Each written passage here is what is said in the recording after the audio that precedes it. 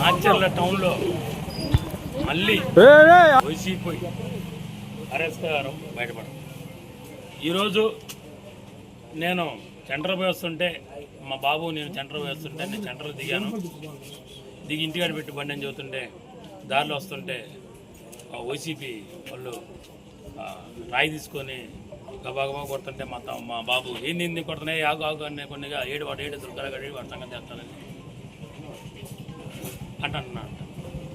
వచ్చి అద్దాలు మొత్తం పగలు పెట్టేశారు. ఇదే మళ్ళీ 2023లో కూడా సేమ్ 2023 డిసెంబర్ 16 నడి రోడ్లో నా కారు పగలగొట్టి ఆ రోజు తగలబెట్టేయడం జరిగింది. ఇది రెండో కారు కూడా ఇప్పుడు పగలగొట్టింది. అంటే మా టీడీపీ అంతప్పటికీ అభివృద్ధితోనే మంచి ప్రభుత్వం అని చెప్పుకుంటా మంచి కార్యక్రమాలు చేసుకుంటూ పోతుంటే ఈ వైసీపీ వాళ్ళకి నచ్చట్లేదో మరి ఏమో తెలియట్లేదు.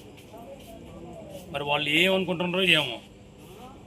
మేము మంచి పనులు చేస్తుంటే మరి జనాలకి కావాల్సిన మంచి పనులన్నీ చేసుకుంటూ పోతుంటే వాళ్ళకి నచ్చట్లేదేమో వైసీపీ వాళ్ళు. ఇవాళ దౌర్జన్యం చేయటము బెదిరియటము.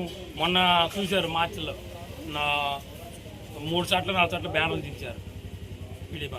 ఈరోజు పగలగొట్టారు. మరి ముందు ఏం చేస్తారో అర్థం కావట్లేదు. మరి వాళ్ళు మరి ఏం ఆలోచిస్తున్నారో ఏం కథ. ఎంతప్పటికీ రౌడీజం చేయాలని చూస్తున్నారు. ఇవన్నీ జనాలు కనిపిస్తూనే ఉన్నారు. కానీ విషయం ఏంటంటే వాళ్ళు ఎంతప్పటికీ జనాలను భయపెట్టించాలా, టీడీపీలు భయపెట్టించాలా. వాళ్ళు ఎంతప్పటికి మంచి పనులు చేసుకుని పోతున్నారు. మాచర్ల మొత్తం ఈరోజు మాచర్లలో ఎంత అభివృద్ధి జరుగుతుందో అందరూ తెలుసు. దాన్ని వారలేక ఈ పనులు చేసుకుంటారు.